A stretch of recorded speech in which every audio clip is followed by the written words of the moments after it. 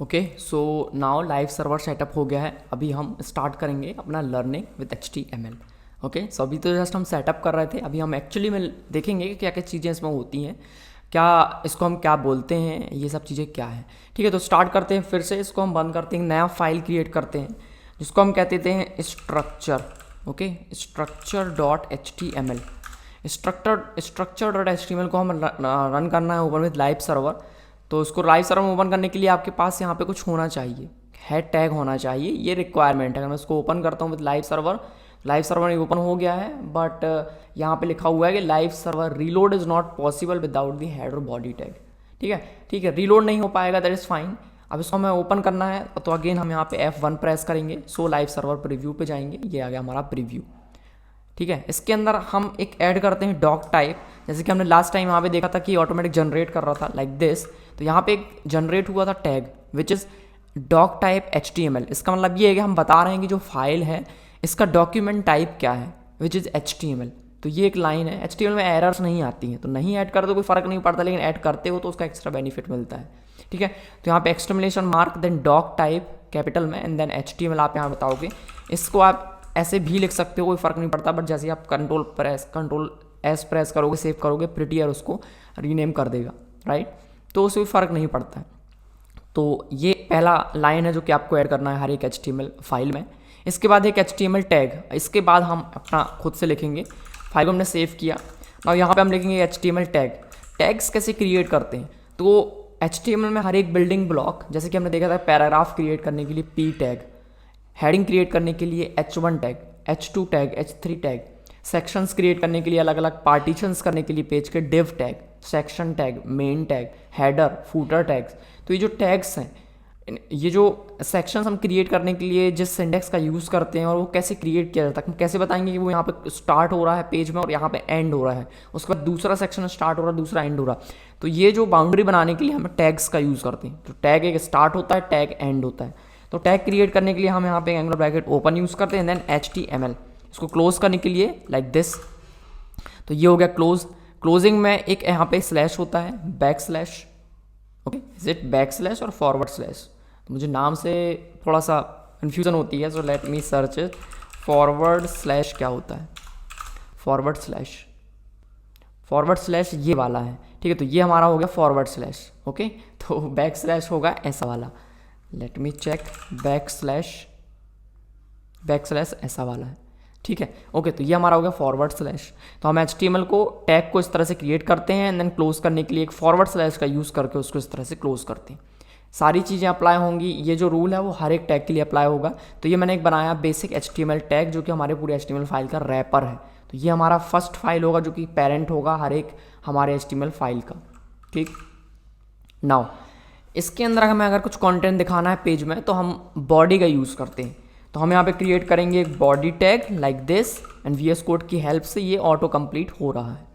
Body tag, इसके अंदर आप लिखते हो कोई भी दूसरे टैग्स, जैसे कि एक टैग हमारे पास H1 टैग, हेडिंग क्रिएट करने के लिए आप H for heading and then आपको सबसे बड़ी हेडिंग क्रिएट करनी जो कि मेन हेडिंग, नॉट बड़ी हेडिंग, एक मेन हेडिंग जिसका वेटेज सबसे ज़्यादा होगा आपके पेज में, विच इज़ H1। H2 का H1 से कम, H3, इस तरह से आप सब हेडिंग्स क्रिएट करते हो हर एक पेज में। तो H1 क्रिएट करेंगे, मैं डायरेक्टली यहाँ पे H1 लिखता हूँ तो VS कोड की हेल्प से ऑटो कंप्लीट हो जाता है। तो यहाँ पे हम लिख देते हैं हेडिंग 1। फाइल को सेव किया, रीलोड नहीं हुआ क्योंकि लास्ट टाइम हमारे पास हेड टैग नहीं था। So let me go to the file and then reload the page and then open it in the live preview. तो F1 लाइव प्रीव्यू, तो ये आ गया लाइव प्रीव्यू, सही है। नाउ H2 ऐड करेंगे, H2 which is heading number 2, heading number 2। तो ये आ गया, जो कि उससे थोड़ा सा फॉन्ट साइज उसका थोड़ा छोटा है। ओके, इस तरह से। तो हमने कहा H3 ऐड करेंगे एंड देन यहाँ पे हमने लिखा हेडिंग 3 लाइक दिस। ठीक है, तो हेडिंग 1, हेडिंग 2, हेडिंग 3, मतलब आपके पेज का जो मेन पार्ट है वो हेडिंग 1। ये आपके पेज को, टाइटल को आप कह सकते हो टाइटल शो करता। फॉर एग्जांपल हम कुछ सीख रहे हैं, हम HTML सीख रहे हैं, राइट। तो हमने एक H1 क्रिएट किया कि HTML, H1 मतलब कि हमारा जो लर्निंग है उसका जो मेन हमारा पेज बनाया, हमने एक ब्लॉग लिख रहे हैं हम, उसमें जो मेन है वो है HTML। नाउ HTML के अंदर आपने कुछ कंटेंट लिखा, मान लेते हैं कि एक पैराग्राफ ऐड करते हो, आपने HTML के बारे में एक पैराग्राफ ऐड किया तो आप पैराग्राफ टैग का यूज़ करते हो। पैराग्राफ टैग क्या करेगा, एक लाइन ऊपर का छोड़ देगा स्पेस, एक लाइन नीचे का, एक पैराग्राफ क्रिएट करेगा, राइट। पैराग्राफ के अंदर आपको एक पैराग्राफ लिखना है कि HTML के बारे में, HTML क्या है, तो ये आ गया HTML के बारे में पैराग्राफ, एक लाइन यहाँ पे स्पेस दिख रहा होगा छूटा है।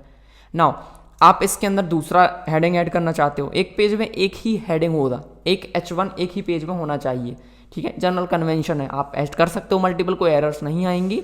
लेकिन जैसे कि मैंने फर्स्ट वीडियो में डिस्कस किया था कि ये गूगल सर्च इंजन के लिए बहुत इंपॉर्टेंट है, तो एरर्स नहीं आएंगी, बट एक कोई कन्फ्यूज़न नहीं होना चाहिए किसी भी सर्च इंजन को। तो एक पेज में एक ही H1 होता है, एक पेज में एक ही H2 होता है। अगर आप चाहते हैं कि H1 जैसा हमारा दिख रहा है सेम दिखना चाहिए दूसरा टेक्स्ट भी, तो आप CSS के थ्रू उसको कर सकते हैं। ये आगे के टॉपिक्स हैं, बाद में देखेंगे। अगर आपके पेज में दूसरा हेडिंग है आप यूज़ करेंगे H2, जैसे कि HTML के अंदर हम कुछ पढ़ने वाले हैं, विच इज़ हेडिंग्स। हेडिंग्स मेरा H2 है जिसके बारे में आप यहाँ पे ब्लॉग में लिखना चाहते हो, तो हम एक और पैराग्राफ ऐड करेंगे एंड देन हेडिंग्स के बारे में कुछ लिख देंगे लाइक दिस। नाउ हेडिंग्स के अंदर आप कुछ और ऐड करना चाहते हो जो कि हेडिंग के बाद सब हेडिंग होगा उसका, तो हमने लिखा H3 और यहाँ पे हम लिखेंगे about heading 1 which is H1, तो ये आ गया अबाउट H1। इस तरह से आप अबाउट H2 बताना चाहते हो, अबाउट H1 हो गया। अबाउट जो H2 है ये भी आपका H3 का पार्ट होगा, क्योंकि ये दोनों एक ही वेटेज रखते हैं हमारे पेज में। नाउ H3 के अंदर आपके पास कुछ और भी है which is H4, right.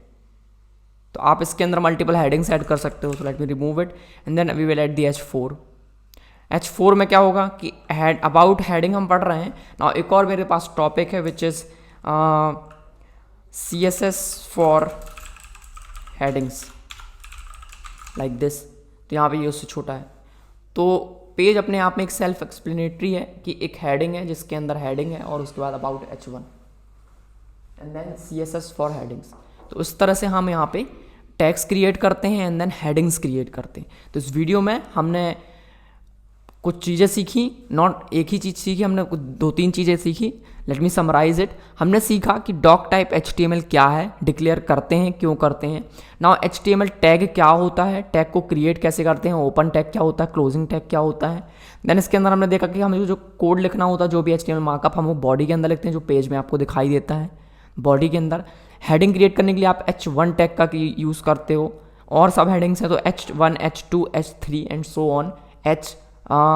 Maximum जो जाता है ये H6 तक, ठीक है। तो अगर मैं यहाँ पे लिखता हूँ H6 हेडिंग 6, ये हो गया। लेट मी ट्राई H7, इस तरह नहीं H7, H7 तो H7 नहीं होता है, ये H6 तक ही जाएगा, ये मैक्सिमम है, ओके।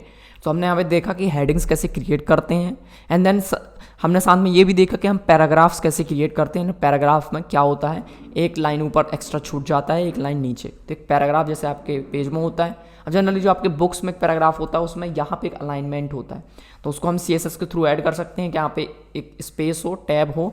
जनरली जो पैराग्राफ लिखा जाता है उसके यहाँ पे एक लाइन, एक टैब का स्पेस होता है, तो वो हम CSS के थ्रू कर सकते हैं। So this is called paragraph.